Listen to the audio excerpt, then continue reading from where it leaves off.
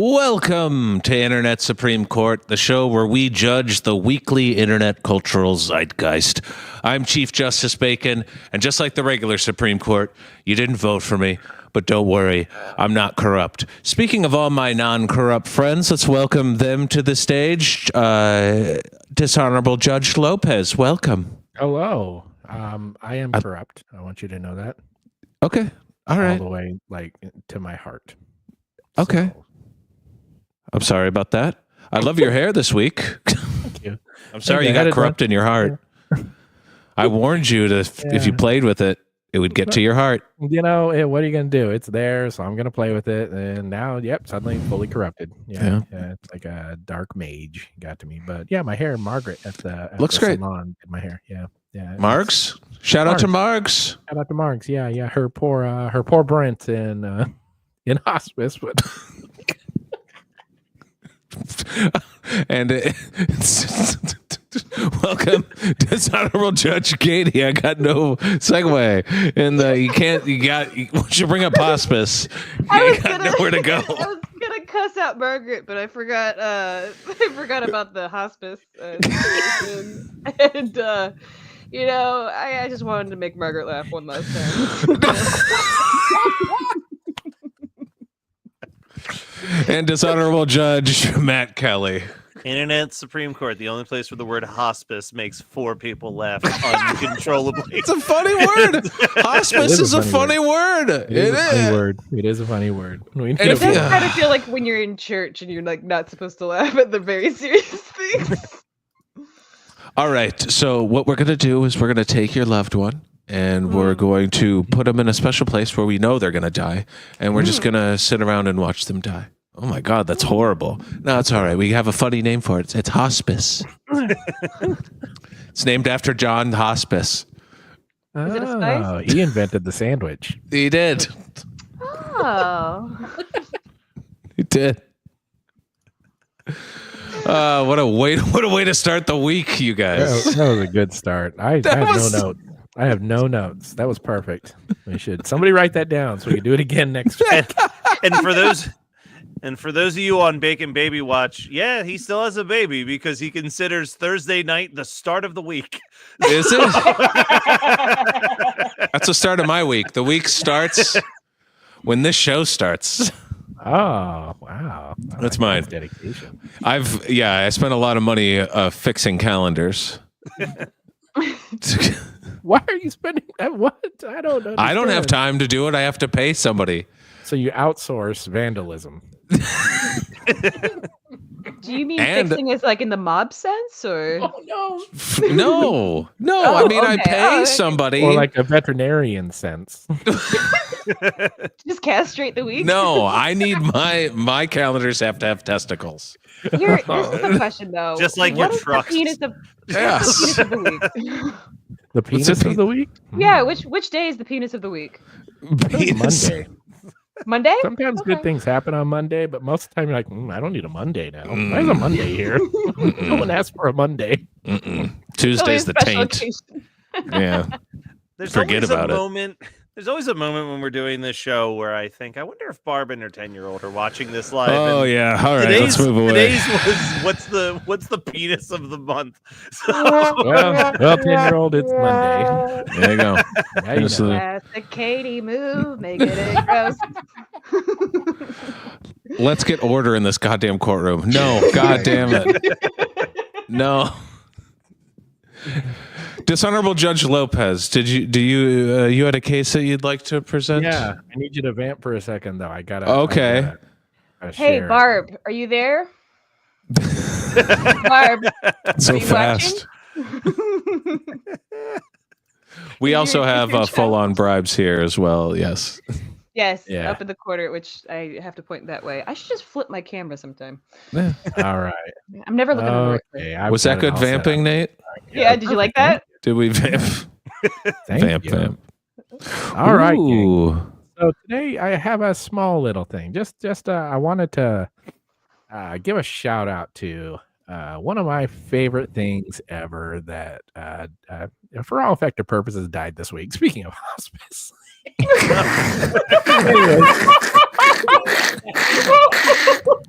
It always comes back to that. Always. Wow. Always. They don't call him the king of transitions for nothing, baby. Yeah. Yeah. Finally, somebody acknowledges it. Yeah. So I want you to imagine a show like Hollywood Squares here. All right. It's got a little bit of Hollywood Squares feel to it. Some, C-level celebrities, and for all intents and purposes, like you've heard of these people, like Vincent Price, Paul Lynde. We've heard of them. Lily Tomlin's big. Tony Randall. Yeah, these are names, but who's DeMond Wilson? I don't know. Karen Valentine? No idea. X? I don't know who X is. Yeah, it looks like it's a guy in Lederhosen. Oh, that's the Ricola guy. Oh, that's good. Oh my God, I'm blanking on his name because I literally just watched the Simpsons episode where they did a Hollywood Squares parody and he was that corner. No way. Yeah. In the new one, it's Shadow Stevens. He's the guy down there. The new one from the late 80s. What's wrong with me? I think they're bringing it back. Yeah. Stevens and Whoopi Goldberg. I'll never forget those three. Anyways, we all know the premise of Hollywood Squares. A bunch of C-level celebrities, the occasional B or A-level person would tell jokes, answer questions. You play it for points, right? Really fun to watch. Just kind of a good afternoon TV show. It's one of those where you remember watching it because you had a cold that day and it was pretty great. Well, you combine that with maybe the most boring TV show in the history of TV shows. This was called The Sports Reporters. It aired from the ESPN zone in Times Square for about a decade. This is the most exciting thing that ever happened on that show. For very boring old men would talk to each other and bloviate about whatever was happening in the sports that week. And they were always shocked and appalled by whatever the newest, youngest person. Look at this guy's hair. My God, this is like 2003. What the fuck is happening, Mitch Albom? Oh, bad hair. Bad hair. He looks like one of the bad guys in Teenage Mutant Ninja Turtles. Yeah. But and even then, his hair had to be made like that because he was wearing a helmet underneath it to protect him for the fall that he had to do. What kind of sideburns do you want? None. Triangle. I want a triangle. Yeah, I don't want you to know where it starts or ends.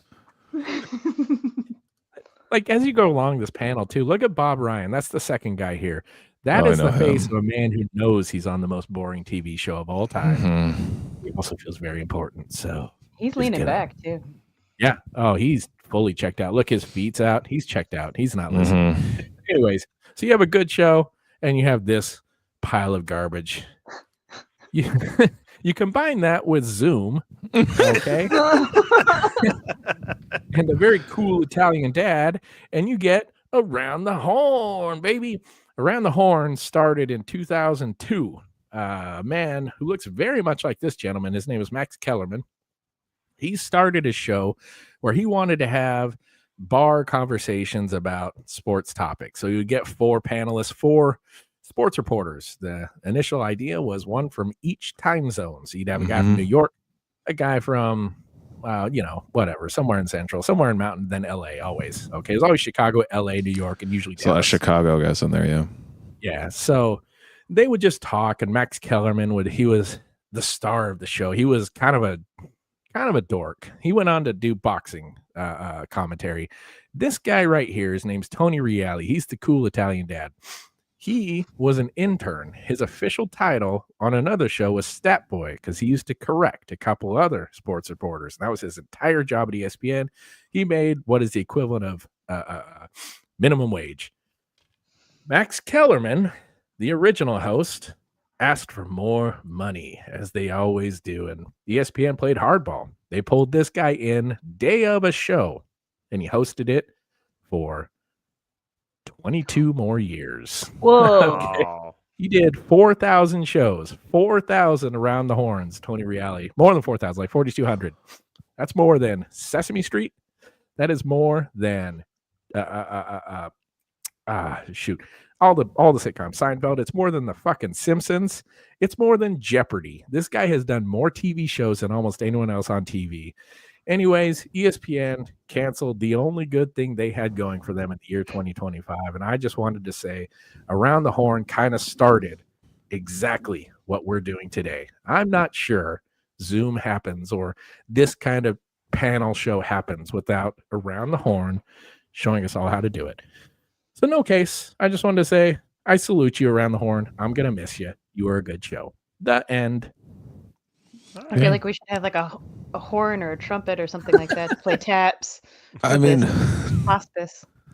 we could make a judgment on this, and Around the Horn, definitely not guilty. Out of all the sports shows, which by the way, I'm just not a huge fan of, these daily sports shows. There's only so much to talk about, and they have to fill up so much time. But if you're gonna do it in a way, gamify it in the silliest way possible.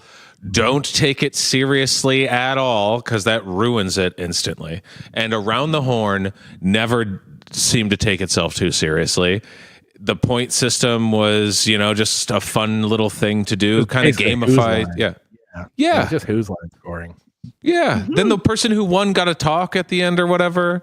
Yeah, I like, and then the people that they brought on, those people all like had life and all like really brought something to the table compared to the old sports shows that were on at the time. Well, one thing that I made a point of saying is the old one, that Sports Reporters, was always for old, boring dudes. One woman got it, Jackie McMullen. She's a legend from Boston. She's one of the very first sports reporters that got access to locker rooms. She would be on that. Like, she was the only one, what's the word, canonized a little bit.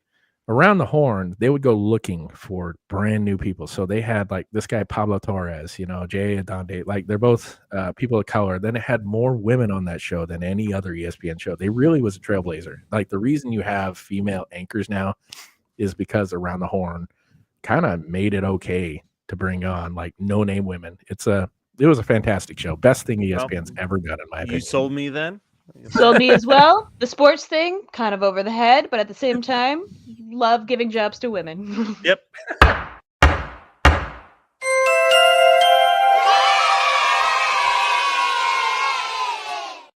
That's awesome. And that was a huge show to end this week, Nate. Huge. Yeah. I don't know how people at the gym, what they're going to watch anymore. That's Fox News for everybody. Oh, no. Treadmillers. Every treadmill. Oh, no. Well, to keep on the sports theme, oh, boy, don't want to start playing already. There we go. To keep on the sports theme, I would like to talk about my case this week is one that we brought up in the Lakers fan meme, and I showed it just as like an example, and we're like, oh, man, there's got to be a lot to this. So love to, especially dishonorable Judge Kelly and Katie, who don't know anything about sports or care really, can't wait to tell you a little bit about this Bears-Packers rivalry. And what we see here is what I call the Packer fan Renaissance painting, where it is a woman screaming at Bears players and telling them to like get out because they were doing what is called the Lambeau Leap, something where it's at Lambeau Field is where the Green Bay Packers play, and after they score a touchdown, they'll jump up into the stands, and everyone's like, "Yay, yay!" Yep. Where Lambeau is too. It's in Green Bay, Wisconsin, which is like going to Ogden, Utah. Just this town in the shittiest state, and this is all they have. This fucking football team. Green Bay, Wisconsin still only has like 100,000 people that live there, and they've had a football team for 100 years. So they have somehow not figured out how to capitalize on having a professional football team. Instead, Appleton, Wisconsin, which is closer, has like all the cool shit. It's insane. Anyway. Everybody in Wisconsin, that city, are they all here? That feels like the right amount. It's everybody in Wisconsin. They're the Green Bay Packers, but they're really just the Wisconsin Packers. Their season ticket list is like 75 years to wait because they like people bequeath it. They die and they're like, I want my season tickets to go to my son. And they're one of the few teams that you could do that with, that you could pass them down like that.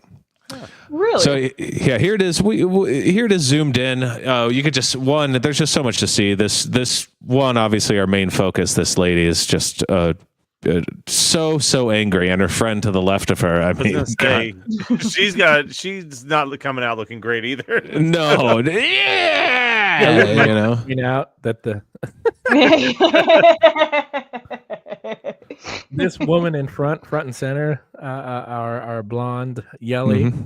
That is what we call a Wisconsin 10, baby. Yep, that one. Then you got the Bears fan up there, happy, having a great time. Yeah, and then obviously that woman is very, very angry. It's just a beautiful photo. There's so much to see it, but to understand why this woman got so angry, you kind of have to understand the Bears-Packers rivalry. And this is actually a photo of when last time I was at Lambeau Field. There's on the left, that's me in a Bears helmet, and on the right, that's my friend Gordo, and then to the right of him, that's my friend Coleman. Dominating him? Yeah, he's dominating. Yeah, it was 2005. Okay. This is how men communicated by establishing dominance with each other. The men used to joke in the early 2000s, how gay can we be without being gay? Yeah. That was a big thing. Yeah, that was the joke. And we were so funny. So funny. But you know what? I like that one. So what you need to know is this is from Lambeau Field to Soldier Field, from Green Bay to Chicago is 3.5 hour drive, 227 miles. It's even less of a drive if you're just like going to Chicago. This is to get to Soldier Field. It's in downtown by the lake. So they're pretty close. And they have played their first game was in November 27th, 1921. Wow. So they've been playing each other for over 100 years now. And there have been 210 games played between these teams. And before this photo was taken, the Packers had won the last 10 games that they have played against each other. The Packers have dominated. They play each other twice a year. So that means that the Packers have won the last 5 years against the Bears in this rivalry. It's been very lopsided.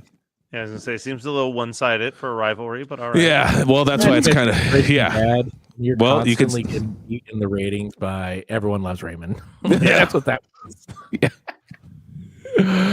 So we're still getting beat by that with the ratings, just FYI. More people are watching reruns of Everybody Loves Raymond right now than watching our show. That's true. In the world, somebody is watching Deborah. There's 10 people watching that at least. Now, so last year, remember I told you you play a division rival twice a year. So the first game was in Chicago. And beautiful town, beautiful place. The game ended. Here you can see it's the fourth quarter. There's 3 seconds left. The Bears are down by 1 point, but they are attempting a 46-yard field goal. And this is what happens when they attempt this field goal. If they make this, they win the game. It gets blocked at the line of scrimmage and lands a good 10 yards short. Bears lose 20-19 by 1 point. There's it getting stopped right there. And you could collectively see every Bears fan's heart break. Every time the Bears go to kick the ball, every Bears fan has like they have been the worst kicking team in the league for those 100 years. It's insane. It's insane.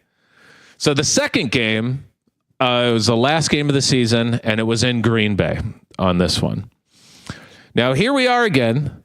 It is the fourth quarter. There's 2 minutes left in the game, so this means that this is the last time the Bears are going to touch the football, probably, is what you're thinking. And the Bears are winning 21-19. They're actually beating them. There's only 2 minutes left. All the Bears need to do is get 2 first downs, and the game's over. Or score a touchdown and the game's over. There's so much they can do.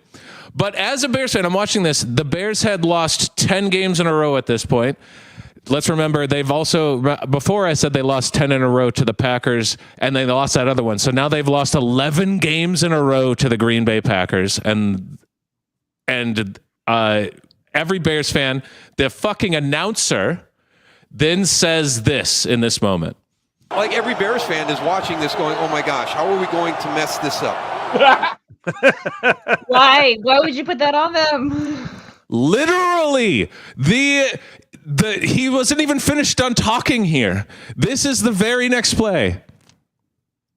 Oh no. Fumble. Green Bay recovers. They're already in field goal range. It was just a nice screen. It gets blown up. He fumbles it. It's the Packers football. The Packers are partying because they know that they're already in field goal range. There's only 2 minutes left. The Bears only have one timeout, so they could run down the clock a lot.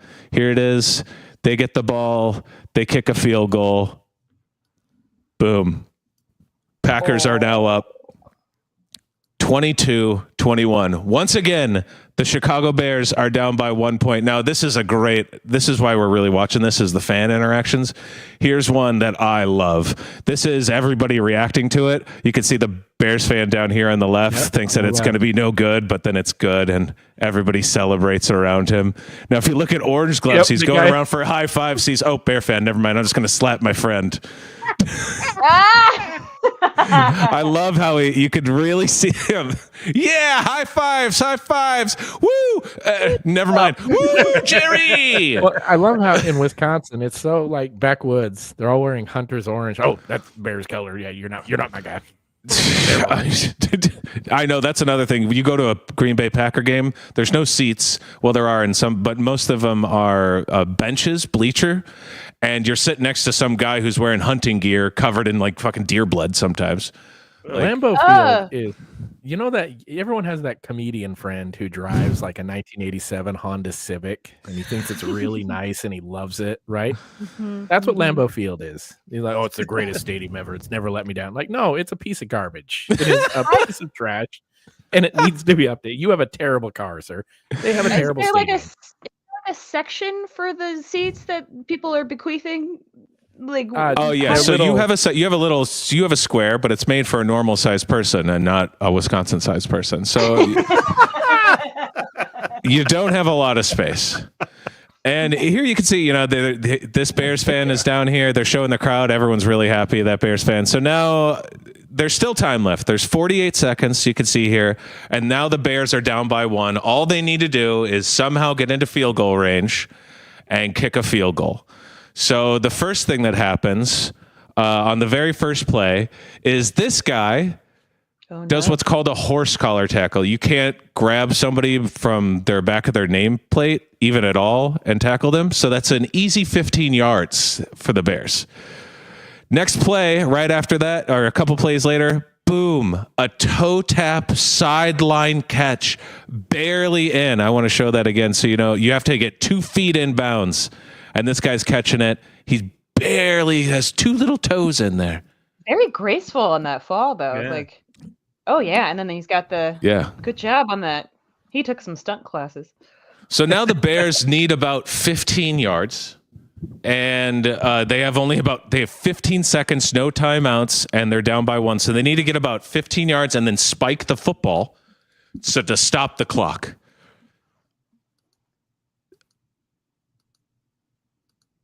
This is what happens. Boom. Got like 17 yards. Gets thrown down.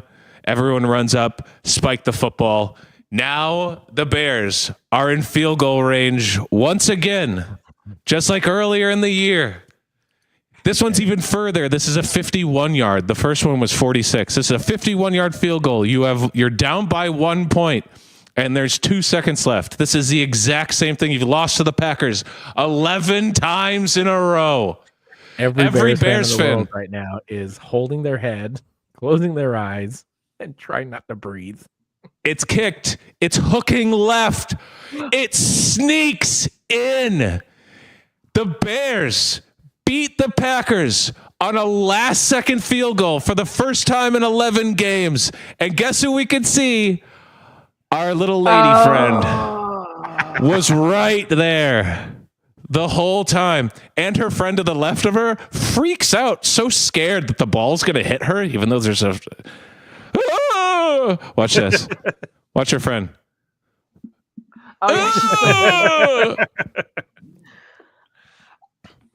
Right there.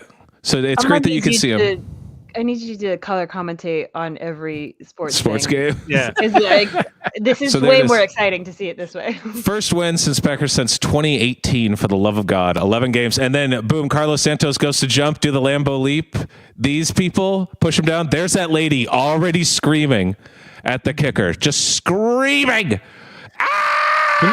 So the Lambeau leap. The Lambeau leap is a very. Go ahead and explain. Actually, you this is your story. Sorry, Bacon. No, it's fine.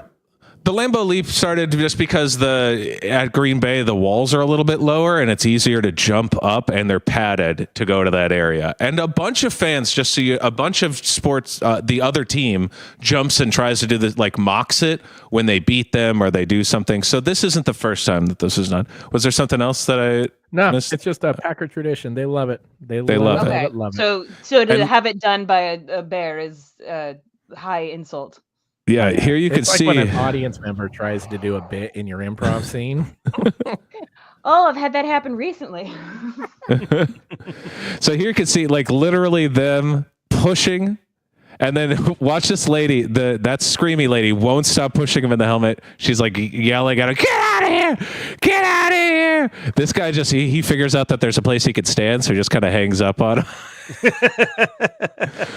So after that event, after the Packers lost to the Bears and a last-second field goal, and that photo went viral of that woman like screaming, obviously really mad and butthurt that her team just lost.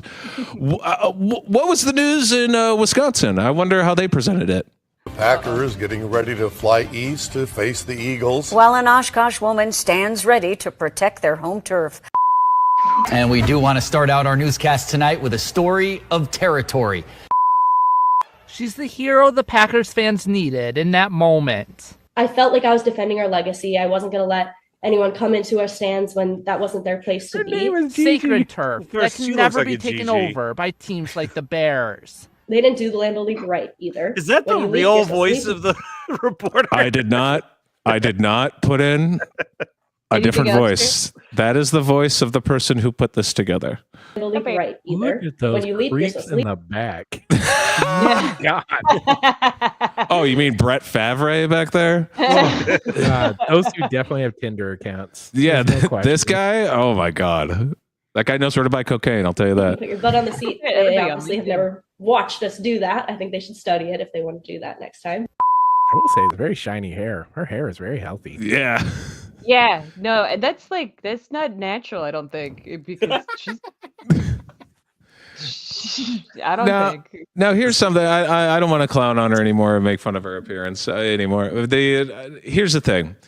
The Packers and Bears, like I said, really close to each other. I've been to games and whatever. The rivalry is very tame. We hate each other. We hate each other's teams.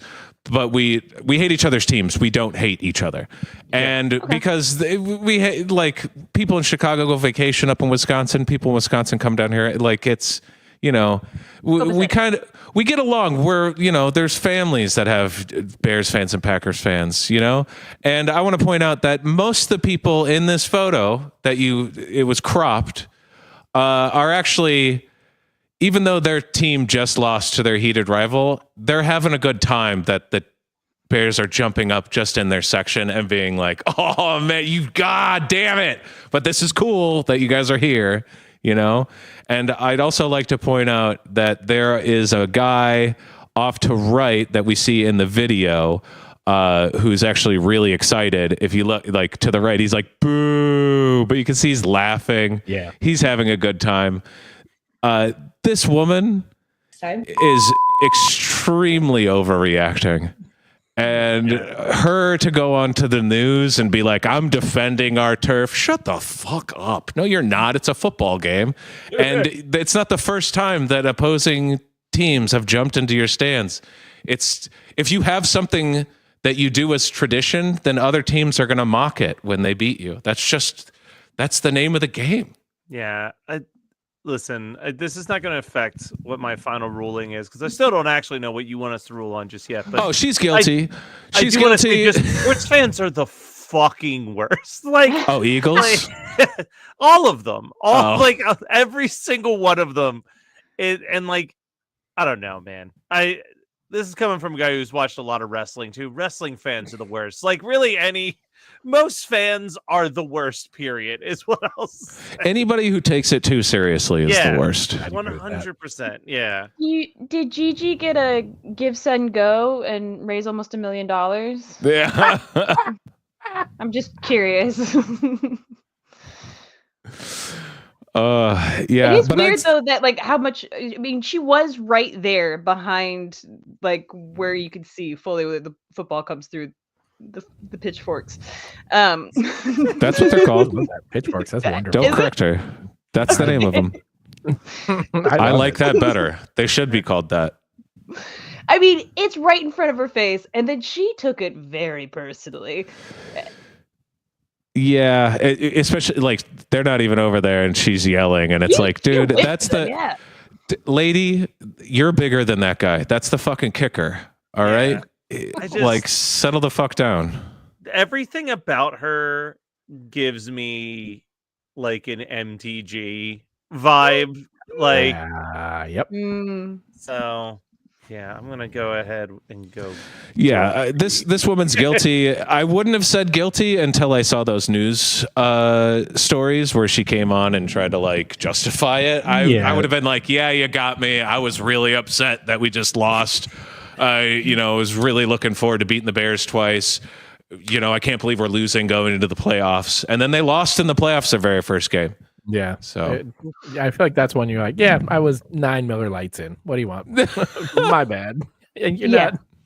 I don't think you get self-righteous on this. No,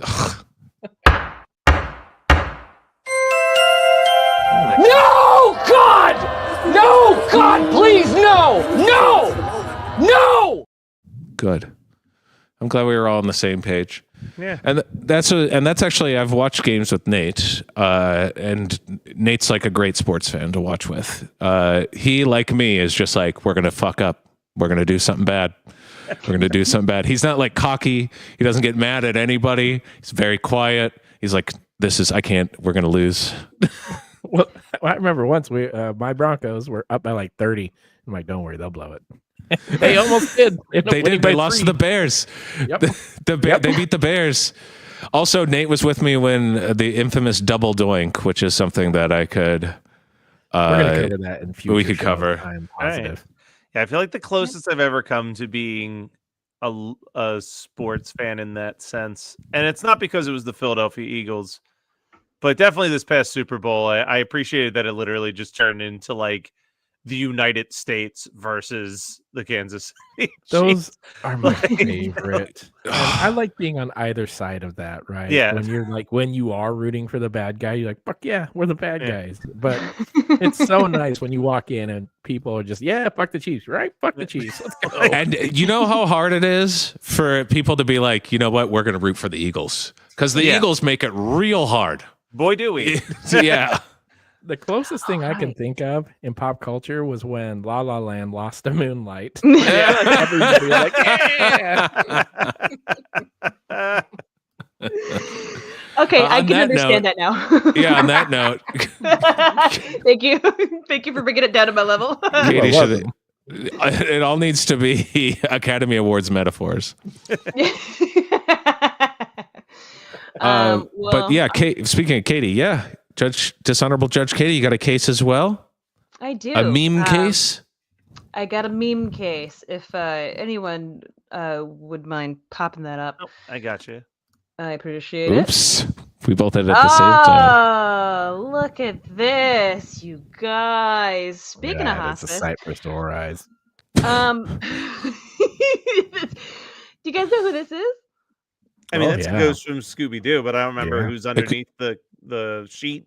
It might be a projection of a ghost.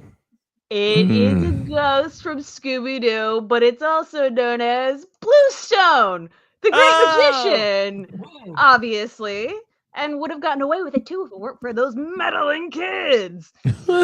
All right, so September 27th, 1969, Scooby-Doo, Where Are You? Releases the episode Hassle in the Castle episode on CBS, where 69. Good God. Apparently, the original series was only 2 seasons, 69 and 70. I have them on DVD back there somewhere. And it's 600 episodes. No, it's also like, this was the thing that shocked me. It's like 30 episodes of Yeah, no way. It's it's for real. How short the run of Scooby-Doo Where Are You is. Now, the spin-offs of like... The spin-offs are... Yeah, and like outrageous, but... Wow. absolutely endless. Yeah, but There's 30 this was- movies, isn't there? It's good hearing it So- for sure. All right. Depends on whether you mean live action or cartoon. So. Oh God.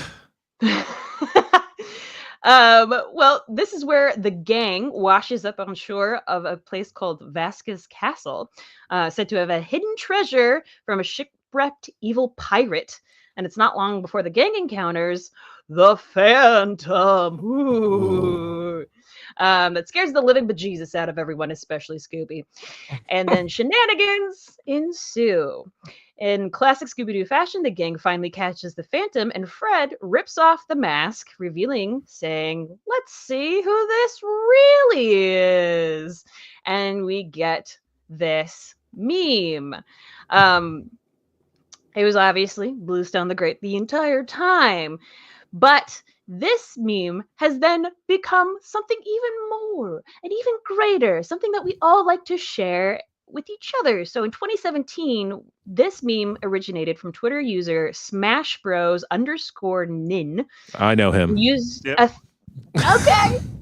All right. So maybe you'll know this one, but this was the first panel. It was a 3-panel, and it's a okay, gang. Let's see who Crash Bandicoot Insane Trilogy really is. And Fred rips off the mask to reveal Dark Souls. And I would have praised the sun if it weren't for you meddling kids. I don't really get this meme. It's just going through.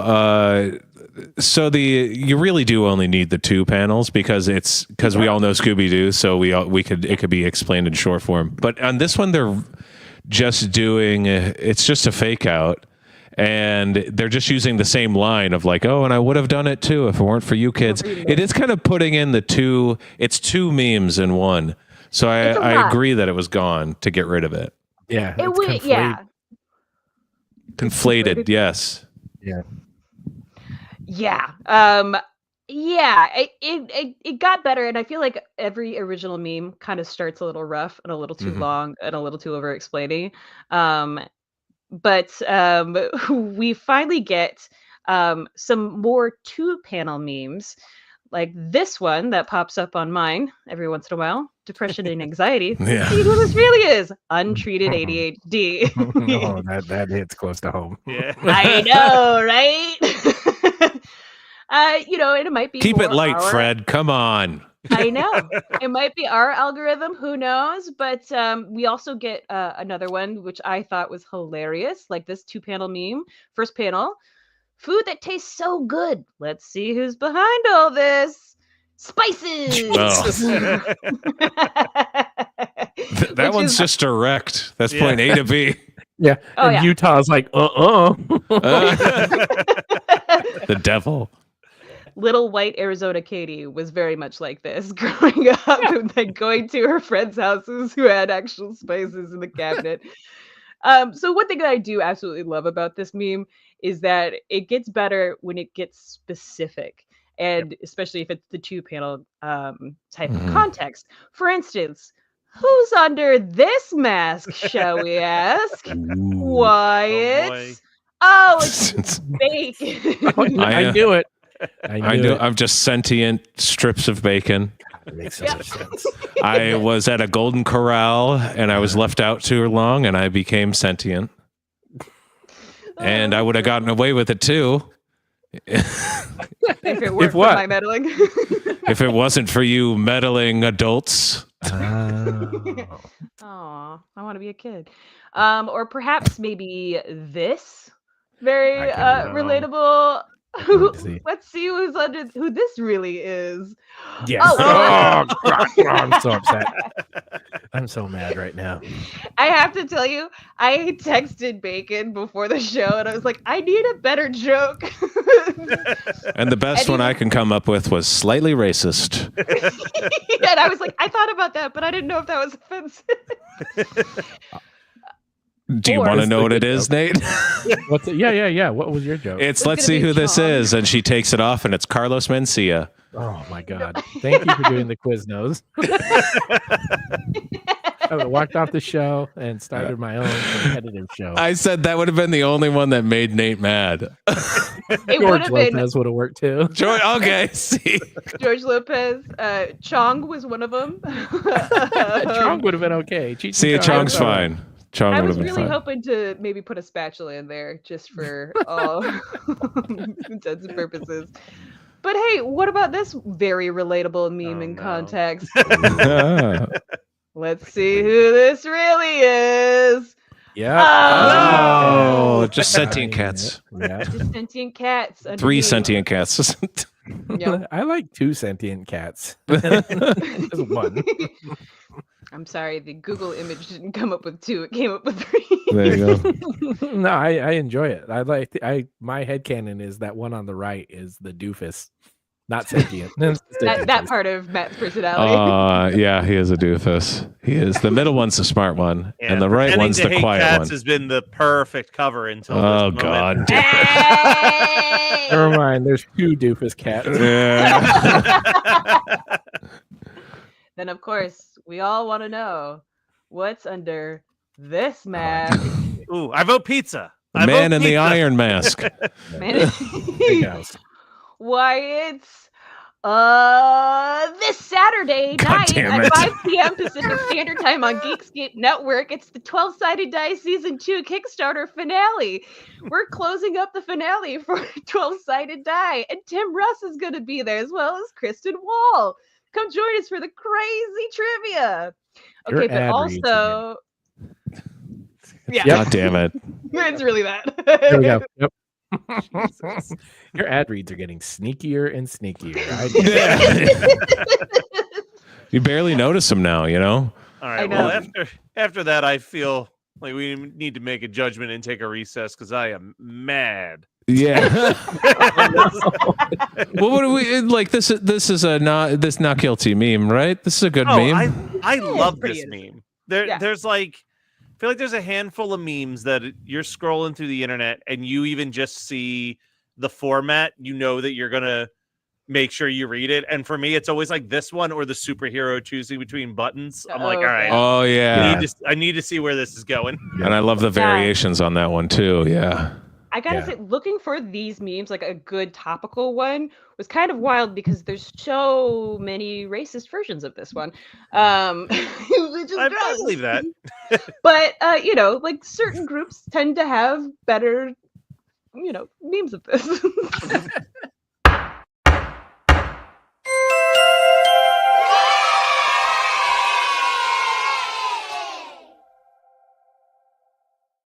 All right, we're going to take a quick 5. Yep. Take a quick 5, and then we'll be right back with Matt Kelly's got a good cold case this Boy, do week. I. A We're gonna thick get some cold church- case. We're getting some church up in this live stream. Oh, finally.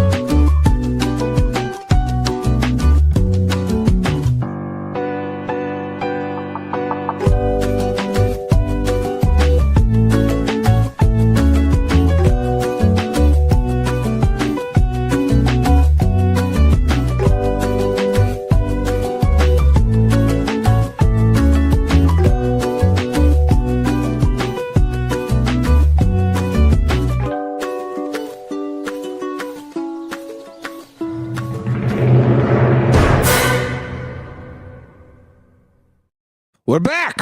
Woo! And Matt Kelly, I cannot wait for this cold case. And all I know about it is it's called the Donut Hole Man Clips. Yep. So, what do you mean, ew, Nate? I don't know. Yeah. I don't like the sound of that. It sounds like something sounds we bad. would call a murderer.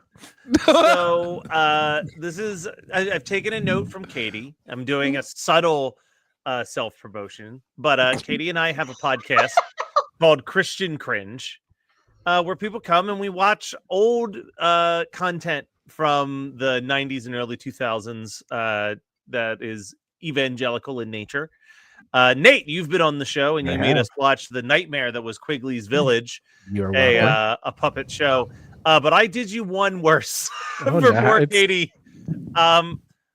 So I thought that this was a national show. I truly did. And it was only in researching it that I found out that the Donut Hole Man, aka Rob Evans, is from Philadelphia, and that these videos actually were more local than nationwide. So that's why I'm really excited to share you a couple clips from the first episode of Rob Evans' Donut Man series, The Donut Hole.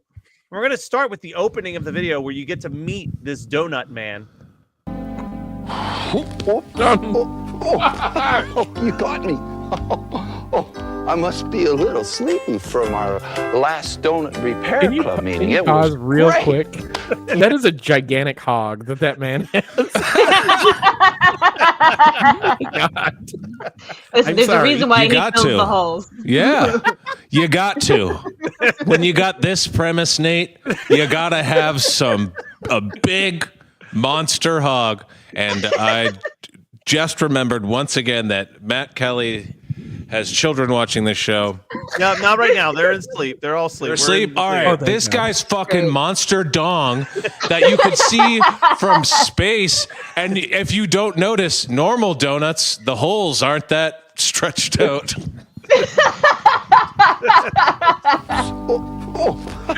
You got me. I must be a little sleepy from our last donut repair club meeting. It was great. You should have been there. We told stories and sang songs, and we even fixed donuts. It was great. But I guess that's why you're here then. Well, then let me introduce myself then. I'm the Donut Man, and this is the Donut Repair Club. Do you like it? Well, do you? Horrible premise. Horrible, dumb premise. I mean, love the guy, love the music, love the production, love everything but the premise. Well, Bacon, towards the end of this presentation, you'll understand why they're fixing donuts. But I'm going to save that for last. Is he big real question? Is he vamping? Like, is there a script? Or is he just going? Because if I remember correctly, he's like the director, writer, lead. He's everything. He is everything in this. But listen, he can't do this alone. Of course, he has a sidekick named Duncan. So how about we meet Duncan? Oh, he's still asleep. Shh. Duncan. Duncan. Duncan. I'm a Duncan reporting for duty, sir. Yes, sir. Good morning. Good morning. I'm still kind of glazed over. What's he looking at? Is it time for donut repair? Do we have lots of donuts to fix? Yeah, Duncan, lots and lots. Yeah. Whoa. Hold on. So much. Oh my God. I got so many things to ask. One, Nate, did you notice that there's a kid in a Mets jersey? It's badass. Everything is badass. Yeah. Badass. Oh my God. Two, they really were able to make it sound like he was talking under a table. Yeah. Like, how is he not mic'd up? Is the microphone above? Did they put a fucking mic on the actual donut and not the person controlling the donut? I love how the makeup lady was like, "I'm gonna do everyone's forehead except you." I don't have enough foundation. No one has enough powder for that. Yeah. Also, oh man. Not a donut. That is a bagel. That is a bagel. That's a bagel? Then why did he say he was glazed over? No. He did. He did. No, he's a donut, but he looks like a bagel. Oh, that is a bagel. Yeah. That's definitely. I agree with you, Kate. You know what? I wasn't planning to jump to this part next, but it actually makes the most sense to go here next. Because Duncan's not even the scariest puppet that's in.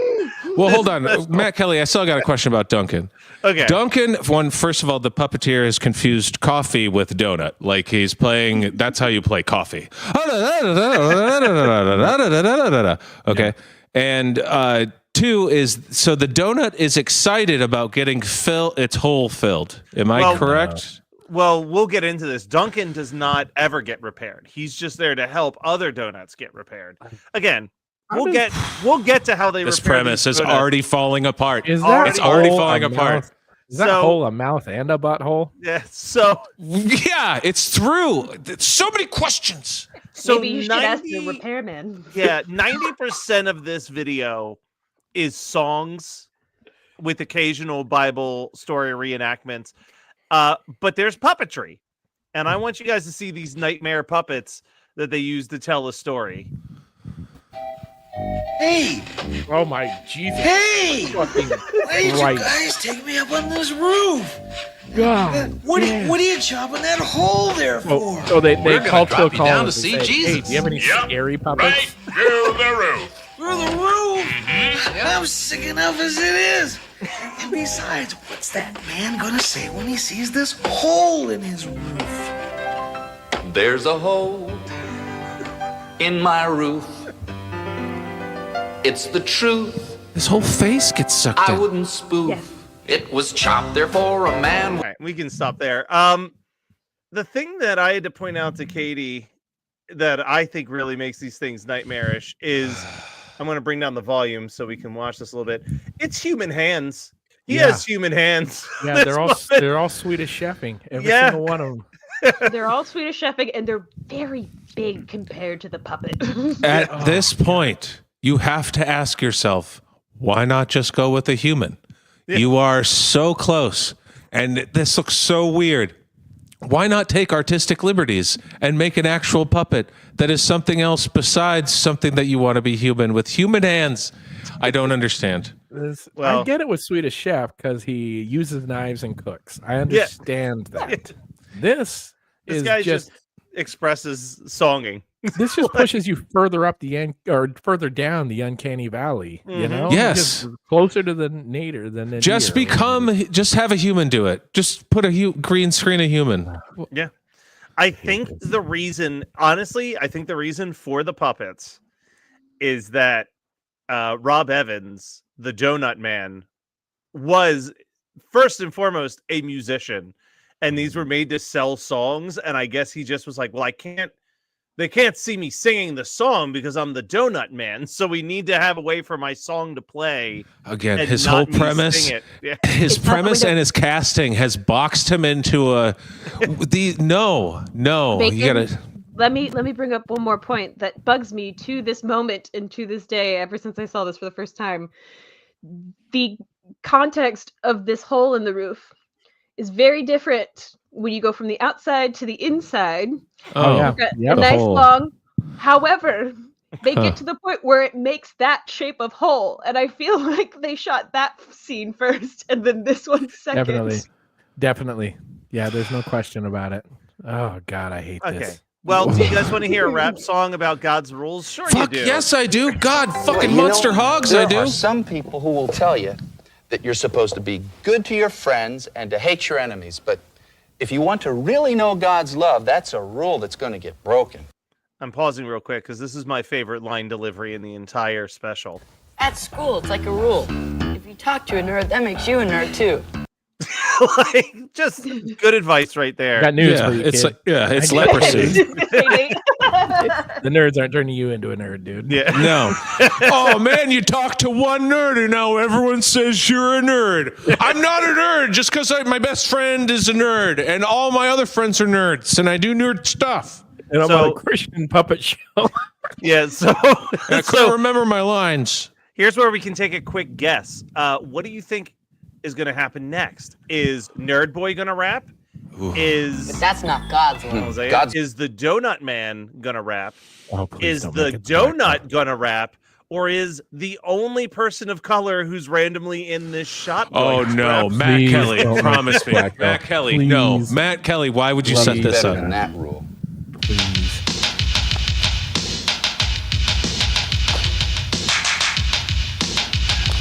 Oh no. Damn it. She's front and center. Oh no. God's love is the rule. It's more than right. It's more than true. It said God's love is the Look rule. at it. It's the very best can thing look that at you it. can do. Let me tell you about Jesus. How he went to a dinner and sat and ate good bad sinners. Now the Pharisee said he should not stay, but Jesus loved him anyway. Now, So- when you watch this on double speed, it's still just as slow. She's not professional rapper for sure. Also, I hate to break it to you. Character, all the other kids stick around. Character disappears immediately after this song is over. Literally, she's not in any other shot. She's What not the in hell? any other scene. This show already has so much going against it. Now it's also like kind of racist. The You show. know what? I choose to believe she's just Wu-tanging. She's oh dirty bastard. She shows up for her bit, gets the fuck out. That's what I choose. All right. to If she believe. got paid the same as all the other kids, then I agree with Nate. I Although I love do these think- dance moves. The only note she got right was, hair and makeup. oh yeah. You know, Yeah. I mean, they put her like a tiny little like pigtail in the back, and it was like, oh, because they didn't have hair and makeup for her. It seems. Oh my God, you're right. Holy shit. All right, Katie, Wait, I included. Nate, Oh, go ahead. I think Nate. the Nate only was note gonna say she got, and you know, I know she's a child, but I feel like the only note they got was, "Can you make it mushier?" Yeah. Oh. I don't blame this child. I No, blame the Jill. Donut Man for all of this. The Donut Ex- Man's the right villain to have. In this Yeah, story. good. And I love the kid in the green basketball jersey in the background. That kid's crushing it. Yeah. Yeah. he is. Look at that look. Badass. Ballerina in the back, that Japanese water ghost. Mhm. I think we just got ringed. I think Matt Kelly just ringed us. I also have this one included because it was Katie's favorite moment. And God. this is what happens when a little girl named Mary is a little late to the donut repair club. Somebody's at the door. Now, who could that be? Can I come in? I was helping my mom and I couldn't get here any sooner. Sorry. The rules are that you have to be here from the very beginning. Sorry. Sorry. Are you fucking serious? But I want to come in the donut repair club. Sorry. That's the rule. Yeah. Bye.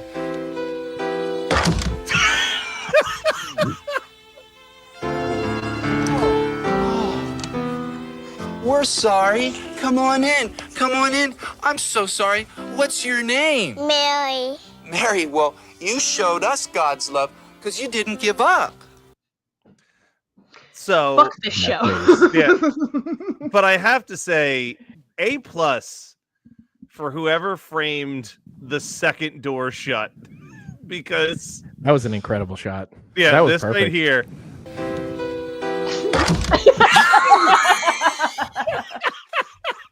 Again, please. Again, please. I want this to Thank be you, a sir. gift so bad. Do it again. Bye. Fuck yes. Look, you know what? The sound If we're of going to that say door something closed. positive about it, cinematography is pretty good. Is this before the Homer Simpson No Homers Club joke? This is the better version of that one. That's amazing. All right, and then the last thing I have to present to you, you've been wondering this whole time, why are they repairing donuts? Well, here's a real earworm that sums it all up. Now God's love is like a donut, like a donut, like a donut. Now God's love is like a donut, 'cause there's a hole in the middle of your heart. It might be a... So for those of you who missed that lyric, it's without God's love, you're like a donut because there's a hole in the middle of your heart. So there's no hearts on donuts. There's the writing. This guy, not a creative. No, I'm gonna get him out of here. Really want mute to it just so you guys can Really appreciate some wants more to of this great choreography that someone threw together. This is the guy who shows up. Yeah, I guarantee Wow. it's that dude, Rob Evans. This is his choreography. Wow. This girl just got up from a nap. Yeah. Yeah. Talking about Victorian ghosts. There's 2 ghosts in this cast. Jesus. Oh, that kid's shorts. How did I miss those? He's got knee pads too. Go back. He's got knee sleeves on. That Yeah. dude is Well, awesome. he's dancing. He's That got knee kid is- pads for when he breaks down, you know?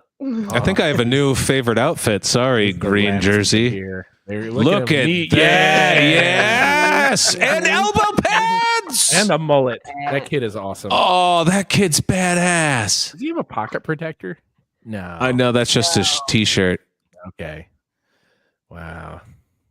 This is. Why are they all dressed differently? Is the premise that they all got zapped there I'm pretty whenever sure- they're like doing yeah. whatever they were doing? I think they're all missing. Yeah. Are these kids on milk cartons? Probably, most likely. But yeah, so They're on the that- back of tracks that you get out and bring you to your church. Look, Yep, all they're I'm up gonna in the post say office. is, and Katie can disagree all she wants on this.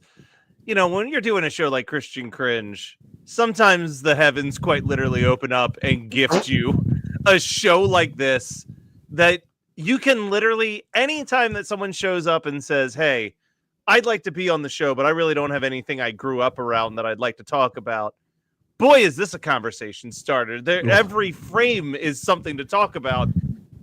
frame a New or picture. old, or you know, so subscribe. I guess you can vote on guilty or not guilty, but I just say, you know, subscribe to Christian Cringe on your favorite podcast. I think Rob Evans is the guy who shows up at your Herald team audition and everyone's like, this fucking guy. And you have to pretend like you're taking him seriously for 4 hours, you know? And God, he's the guy who sends you a follow-up email and, you know, asks for notes. Oh, I hate it. Hate it. Hate everything about it, Matt Kelly. I hated that. But And then still when in he the doesn't back of your make the head. Yeah, he doesn't make the team. He doesn't make the team, but then he's like, screw these guys. I'm making my own show. Yep. Mhm. And it's he going to be gets to about kids fixing donuts. Which, from top to bottom, horrible premise, stupid idea, doesn't make any sense. Shouldn't be promoting donuts to children. Duh. It's a dumb concept. It doesn't make any sense. This guy does have a monster hog, though. So goddamn enormous. I mean, Matt Kelly, if you can go back to the beginning part of that moose knuckle that we saw. I see why he started that. I mean, if I was that person, that's how I would start every show. Yeah. You know, He's just- obviously like, it's like, hey, buddy, none of these ideas are really good. and then you see his dick, and you're like, all right, whatever you say, He's man. David Bowie in Labyrinth, you know? Yeah. Yeah, you know why I'm here. God Is he tall too? Is he a big boy? He looks seems tall. like he is. He's. Yeah. I mean, I was like, this Matt Walsh, big Oof. dong motherfucker, Yeah. like has to Matt do Walsh. spread eagle as he starts. I mean, Is it tucked under? Like, do we not even see where it ends? I feel like there's a cup. I honestly feel like there's a cup. No, No, because I feel like someone off camera was telling him that his bulge was showing because he quickly puts his hands over it. Like, Does he? Well, all right. So here's the problem. He's a tall, as a tall man, can't really wear suspenders that high, buddy. You can't wear overalls that high. Let's block No. this. Let's block this with I my mean- hands. Oh no, I gotta stand up. No. Man, I see everything. Oh, yeah, this is. You know, this it's is something for the wild. kids. It's something for the moms. Christian dads moms too. need their magic as well. They do. Oh, man. God. He I- honestly it's looks an like easy- proto Ned Flanders. I feel Yeah. like Oh, yeah. It gives yeah. a like we've got Blippy at home energy as well. Yeah. I do feel like if Matt Groening had been 1,000 times less talented, this is what he would make. Maybe he's onto something. I don't know. Because it's got the donuts, the colors, you know, Ned Flanders. It's just. I mean, it's like all you kinda said, there. Bacon, though, the set dressing top tier. Like, Look, you know, the kids are kids. They're doing their best job. The set dressing's done well. It's lit properly. It's filmed properly. They framed like the door getting shut great. The Donut Repair Club logo's great. I don't really, I guess I have to watch the whole episode. I wish. I feel like if I showed up at a boutique donut shop and it looked like this, I'd be like, well, all right. Yeah. Yeah. I'm here. I'll try I'd like the bacon. donuts there. Yeah. Oh yeah, I'll take the maple bacon cinnamon I was twist. gonna say, this Yeah. is Voodoo Donut before Voodoo Donut. There you go. Yes. No, God! No, God, please, no! No!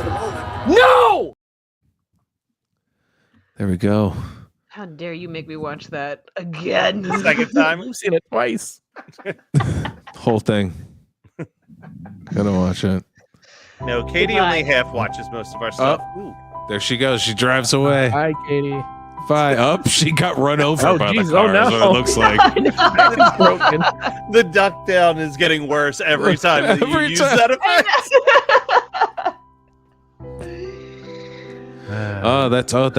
That sound means the end of the show. I just realized I can't take this off. So I learned something on the break. Rather, I remembered it. I wanted to tell you to non-sports fans. The Packers, they have 2 world-beating quarterbacks, like quarterbacks that are just the greatest thing ever. They both have a documentary on Netflix right now, one for each of them. Both documentaries are about how much a piece of shit those 2 guys are. It's pretty wonderful. One of my best jokes. Like, everybody used to love Aaron Rodgers. Everybody loved him. And as a Bears fan, I obviously hated him for so long. And then everyone started to know who he was when he went to the Jets. And then I wrote, I hated Aaron Rodgers before it was cool. Jesus.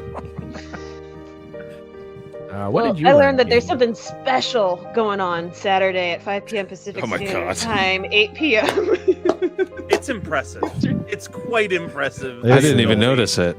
Wow, that was incredible. No one notices it. Oh, it's a great Geekscape t-shirt. Awesome. It is. Thanks, Matt Kelly. That's what I'm here for. You know, I learned a little bit about sports, but not much about Scooby-Doo. I learned that you have 2 doofus cats in you, so that's Yeah. Yeah, I didn't like that secret was out, but